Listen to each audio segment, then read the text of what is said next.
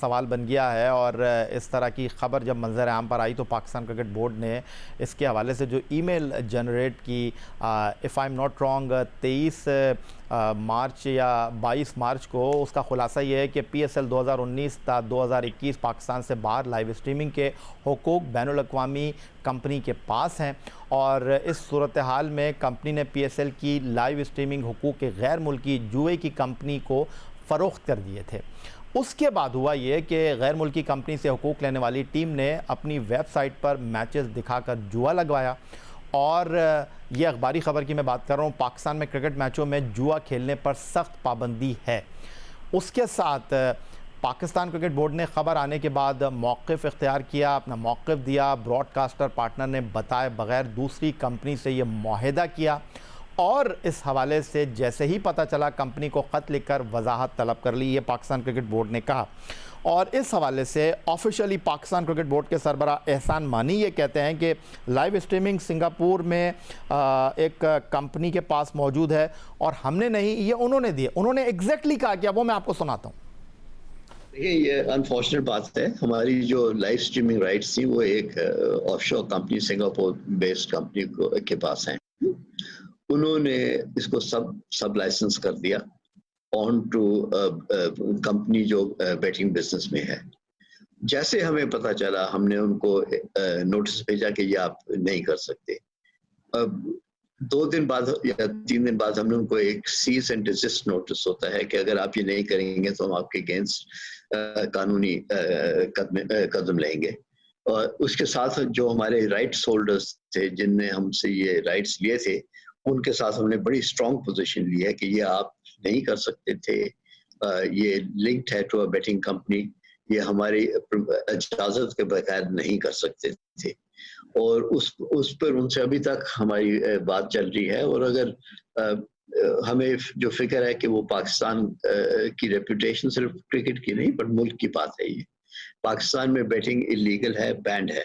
और हम हमारे सब कॉन्ट्रैक्ट्स में हम कभी ये लिखा जाता है कि आप बेटिंग के लिए ये फुटेज इस्तेमाल नहीं कर सकते। ये हमारी बायलैटरल कॉन्ट्रैक्ट्स में है। जो हमारे और ये जो हमारे सब लाइसेंसेस थे PSL के लिए, इसमें उन्हें हमसे आके इजाजत लेनी थी before they could sell on, वो उन्हें नहीं ली। तो वो अपने ब्रीच में है अपने कॉन्ट्रैक्ट के, और इसको हमने एकदम जैसे हमें पता चला हमने रुकवा दिया। और इस बाकी स्पेकुलेशन है। एहसान मानी साहब खुद इस बात का एतराफ़ कर रहे हैं कि ऐसा हुआ है, लेकिन उनके इल्म में लाए बग़ैर उनके साथ जिस कंपनी का मुआहिदा था उन्होंने ये किया। लेकिन जब उनसे ये सवाल किया गया कि जनाब आपने एक्शन क्या लिया जब आपको पता चला, तो उन्होंने इस हवाले से कितना हौसला अफजा जवाब दिया, ज़रा वो भी देख लीजिए। जैसे हमें पता चला, मैं ये नहीं कहूँगा कि हाफिज है या नहीं, मगर जैसे हमें पता चला, फर्स्ट टाइम हमें हमारी नॉलेज में आया, हमने विद इन डेज उनको एक नोटिस भेज दिया। उसके बाद हमने स्ट्रॉन्गर नोटिस भेजा। उसके बाद हमने ये इंश्योर किया कि ये रुक जाए और बंद हो जाए एंड दोबारा नहीं दिखाया जाए। तो वो हमने जितनी जल्दी कर सकते थे रिएक्ट वो किया। आमिर सुहेल साहब, पाकिस्तान क्रिकेट बोर्ड बहरहाल इस तमाम चीज़ को देख रहा है। पाकिस्तान क्रिकेट बोर्ड के मीडिया डिपार्टमेंट ने ईमेल भी जनरेट की। पाकिस्तान क्रिकेट बोर्ड के सरबराह एहसान मानी ने इस हवाले से बाकायदा अपने लबों को जुम्बिश दी, ख्यालात का इजहार भी किया। पाकिस्तान में मैच फिक्सिंग, स्पॉट फिक्सिंग के हवाले से कई खिलाड़ियों को जुर्माने, सज़ा का सामना हो चुका है। ये एक ऐसा नासूर है जो पाकिस्तान क्रिकेट को मुश्किल सूरत हाल से माजी में दो चार करता रहा है, पाकिस्तान क्रिकेट को मुश्किलात से दो चार करता रहा है। ये जो मामला है ये कितना संजीदा और संगीन है? देखिए, संजीदा तो इसलिए है कि पाकिस्तान क्रिकेट बोर्ड की नाक के नीचे और जो उन्होंने सबनेट को चीज की हुई है, ये वाला बेसिकली ऑफेंस है ना, ये ब्रीच हो जाए तो पाकिस्तान क्रिकेट बोर्ड नोटिस तो खेल रहा है, एक्शन कौन सा किया? अभी तक एक्शन तो आपको नजर नहीं आ रहा। और पाकिस्तान क्रिकेट बोर्ड को बजाय अपने लबों को जुम्बिश देने के या ईमेल जनरेट करने से वो कॉन्ट्रैक्ट पूरे पाकिस्तान को जो अपनी वेबसाइट पे लगा देते ना, वो क्लॉज जो है वो हाईलाइट कर देते। इस क्लॉज के ऊपर जो है उन्होंने ब्रीच किया, तो तब आपको पता लगता है। जुबानी कलामी जमा दो से फर्क नहीं पड़ता। इनको बताना है कि उन्होंने ये ब्रीच किया, और अगर उन्होंने ब्रीच किया है तो कॉन्ट्रैक्ट उनका अभी तक कैंसिल क्यों नहीं किया? तो अगर ये सारा कुछ नहीं किया, ठीक है लीगल मसले तो कुछ होते हैं, लेकिन जहाँ पे बहुत बड़ी ब्रीच हो तो आप सस्पेंड तो कर सकते हैं ना, अभी तक वो भी नहीं हुआ। तो कहीं ना कहीं किसी चीज की यहाँ पे छुपाई है। आमिर सुहेल साहब, एहसान मानी कह रहे हैं कि जुआ जो है वो उसकी ममानियत है पाकिस्तान में, इलीगल है। साथ साथ वो ये भी कह रहे हैं कि हमने इस हवाले से जो है वजाहत तलब की है उस कंपनी के साथ, और जब हमें पता चला तो हमने फिर ये सारी चीज़ें रुकवा दी, लेकिन उन्होंने टाइम फ्रेम डिस्कस नहीं किया। उन्होंने कहा मैं ये नहीं बता रहा, उन्होंने कहा बाकी चीज़ें जो है वो स्पेकुलेशन है। उन्होंने साथ साथ ये भी कहा कि हम इस चीज़ को भी देख रहे हैं कि इससे पाकिस्तान क्रिकेट को कितना नुकसान पहुँच सकता है, तो वो भी इस चीज़ को मद्देनज़र रख तो रहे हैं। या कहाँ से रख रहे हैं? देखिए आपके पास एक जो है ऑथेंटिक डॉक्यूमेंट पड़ा हुआ है, जस्टिस क्यूम की रिपोर्ट, उसको उसके ऊपर तो आप इम्प्लीमेंट नहीं करते। जब आप उसके ऊपर जो लिटरल मानों में उसके ऊपर इम्प्लीमेंटेशन करेंगे तो फिर एक बड़ा स्ट्रॉन्ग मैसेज आएगा। उसके बाद लोग जो है इसको करते हुए डरेंगे। आप इसको एरेडिकेट तो नहीं कर सकते, इसको मिनिमाइज तो आप कर सकते हैं, लेकिन आप जब डबल स्टैंडर्ड लेके आएंगे, और अभी जो इन्होंने ये कहा है अमानी साहब ने, जो मैं सुन रहा था कि इन्होंने दरखास्त की है कि यहाँ पे अगर ये कोई प्लेयर बैटिंग में इन्वॉल्व होता है तो इसको क्राइम समझा जाए और उसकी सजा होनी चाहिए। बात ये है कि ये सारा जो है, जब से ये बैटिंग वाला स्कैंडल एक्सपोज हुआ है, तो ये उसको काउंटर करने के लिए ये सारी चीजें अभी कह रहे हैं।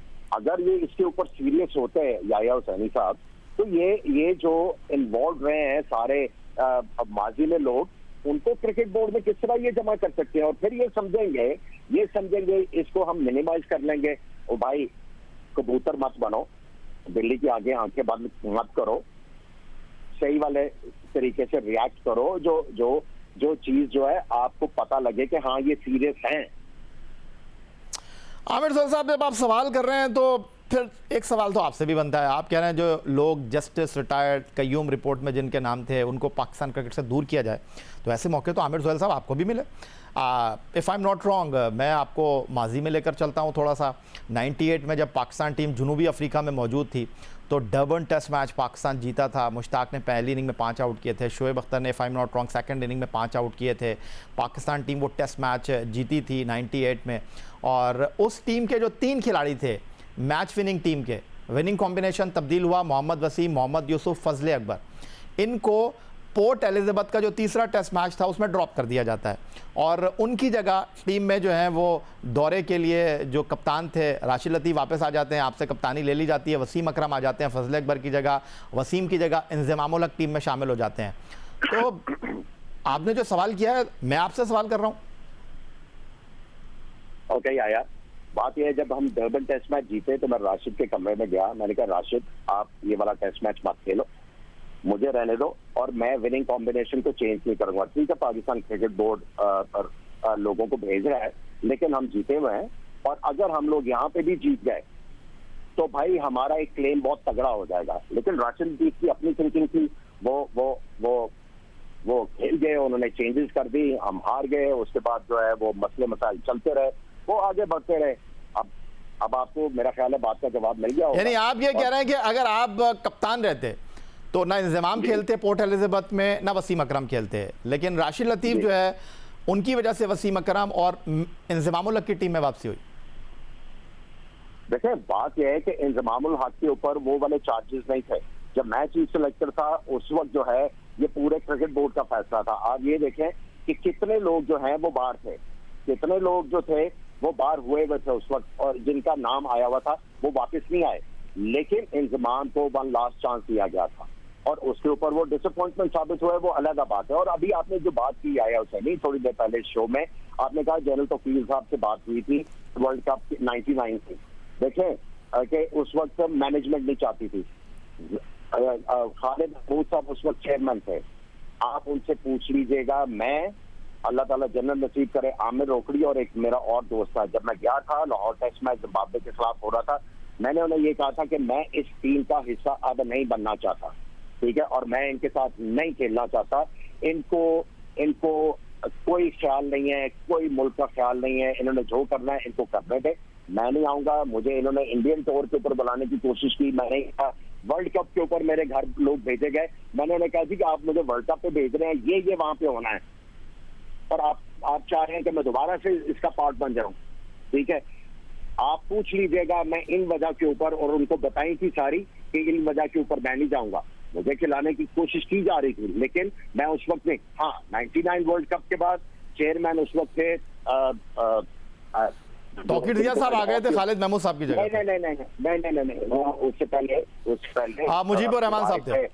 मुजीबुर रहमान आए थे, उन्होंने मुझे बुलाया, मुझे उनके बड़े भाई जो नायब कैप्टन थे उन्होंने बुलाया कि आप वापस टीम में आओ, और जो आपकी रिजर्वेशन है वो क्लियर हो गई हैं, ये इन्वॉल्व हैं, हम इनको परे करेंगे। अच्छा, इन्होंने टीम अनाउंस की, मोइन खान को कप्तान बनाया, इन्होंने भेजा, और वहां पे जाके इन्होंने वसीम अकरम को कप्तान बना दिया। वहां से मैं वापस आने लगा, वसीम हसन राजा साहब थे कोच पाकिस्तान टीम के, उन्होंने मुझे बंद कमरे में बुला के कहा कि यार देख, मैंने तेरे लिए बड़ा कुछ किया है, बात यह है कि अब मैं इंचार्ज हूँ, प्लीज तुम्हें यहाँ से बाहर नहीं होना, ठीक है, अभी तुम मेरी वजह से खेल। बड़ी बड़ी बातें हैं याया हुसैनी, आप इसको छोड़ दो। अच्छा, इसको छोड़ देते हैं, इसको छोड़ देते हैं। ये बता दीजिए कि 98 में जब डरबन टेस्ट मैच पाकिस्तान आपकी क़यादत में जीता, जनूबी अफ्रीका के खिलाफ टेस्ट क्रिकेट में पहली बार हम जीते, उससे पहले जोहान्सबर्ग के टेस्ट मैच में इंजमाम खेले, फिर आपने डरबन में इंजमाम को ड्रॉप कर दिया, वसीम खेले, और यूसुफ योहाना थे उस वक्त जो आप मोहम्मद यूसुफ हो गए, वो खेले, उनका पहला टेस्ट मैच था डरबन का। लेकिन फिर आप कप्तान नहीं थे पोर्ट एलिजाबेथ में, तो इंजमाम वापस आ गए। आपने जोहान्सबर्ग में इंजमाम को खिला के डरबन में क्यों नहीं खिलाया? देखिए, अच्छा चले, अच्छा ठीक है आमिर साहब, लेकिन आप बात कर रहे हैं कि जस्टिस कयूम रिपोर्ट में जिन लोगों का नाम है उनको क्रिकेट बोर्ड में नहीं होना चाहिए, उनको क्रिकेट बोर्ड से दूर रखना चाहिए। जब आप 2003 में पाकिस्तान क्रिकेट बोर्ड के उस वक्त के सरबराह लेफ्टिनेंट जनरल रिटायर्ड तौकीर जिया की मौजूदगी में चीफ सेलेक्टर बने, और जिन्होंने कहा कि 2003 वर्ल्ड कप के बाद जनाब नई टीम बनाओ, राशिद लतीफ़ कप्तान थे, जावेद मियांदाद कोच थे, फिर आप क्यों लेकर आए इंतजाम मुल्क को? देखिए, सबसे पहले मैं आपको ये बता दूं, उनके ऊपर बहुत ज्यादा चार्जेस थे, और उसके बाद कुछ चीजें ऐसी थी कि बंद कमरे में बैठ के उनको डिस्कस किया गया, और उसके बाद हम ये डिसीजन हुआ, ये सिर्फ मेरा डिसीजन नहीं था, ये डिसीजन हुआ कि इनको लेके आना। और जब देखें, आपने जब मैनेजमेंट चीफ सेलेक्टर ने अपना सारा कुछ बताना होता है, कई जगह पे आके आपको टीम मैनेजमेंट की थोड़ी सी बात माननी पड़ती है, और उस वक्त क्लैरिफिकेशंस हुई, जिसके बाद मैंने कहा ओके, अगर आप इसको चाहते हैं रखें, लेकिन आपको इस चीज का ख्याल करना पड़ेगा कि ये मॉनिटर होगा, और बड़ा क्लोजली मॉनिटर होगा। और आपको याद होगा याया हुसैनी साहब कि हमने बड़ी मुश्किल से एक टीम को बनाया, और आप ये देखें, हमने ओपनिंग पेयर बनाया, आपके फास्ट बॉलिंग डिपार्टमेंट तगड़ा किया, आपने आपका जो हमीद था, यासिर हमीद बैट्समैन, आपका ये आसिम कमाल, और ये वो बड़ा आला परफॉर्म कर रहे थे। आपने देखा क्या हुआ, टीम को तोड़ा, आपकी अच्छी बड़ी टीम को तोड़ा, क्यों तोड़ा, उसके ऊपर कोई एक्शन हुआ? आपने बाहर से लाके बंदे बीच में डालने शुरू कर दिए, आसिम कमाल को नंबर 3 करना शुरू कर दिया। आप सारी जिंदगी जो है वो आपको पूरा पाकिस्तान, पूरी दुनिया कहती रही कि आपने नंबर 3 खेला, आपने खेले, आप दूसरों को, किसी को ऊपर कराते रहे, किसी को नीचे लेके जाते रहे, किसी को 1 डाउन भेजते रहे, आपने टीम का बेड़ा गर्क किया। किसी ने एक्शन किया? जो मैंने उस वक्त कहा था कि मॉनिटर आपको करना पड़ेगा, किसी ने किया? बात यह है कि याया हुसैनी, बातें करोगे तो बड़ी बातें निकलेंगी। मैं अब उन चीजों में नहीं पढ़ना चाहता याया हुसैनी, जो माजी में है ये इनका काम है एक्शन लेना। मैं जो मेरी कन्विक्शन थी मैं उसके ऊपर कायम हूँ। बात यह है कि जिन्होंने सारे एक्शन करने थे वो तो पीछे हट गए। मैं आपको अपना इतना बता देता हूँ कि ये मैच फिक्सिंग है ना, अभी मुझे एक डिटर्जेंट वालों ने ऑफर किया था कि काउंटर करना है जी, कि ये डिटर्जेंट की भी जजमेंट में मैच फिक्सिंग हो रही है और ये हो रहा है। मैंने उसके ऊपर इल्जाम कर दिया था कि मैं ये नहीं करूंगा। पैसे किसको अजीज नहीं है भाई, लेकिन असूलों के ऊपर कई दफा आपको कुर्बानियां देनी पड़ती है, और हम देते आ रहे हैं, देते आ रहे हैं और देते रहेंगे, कोई मसला नहीं है।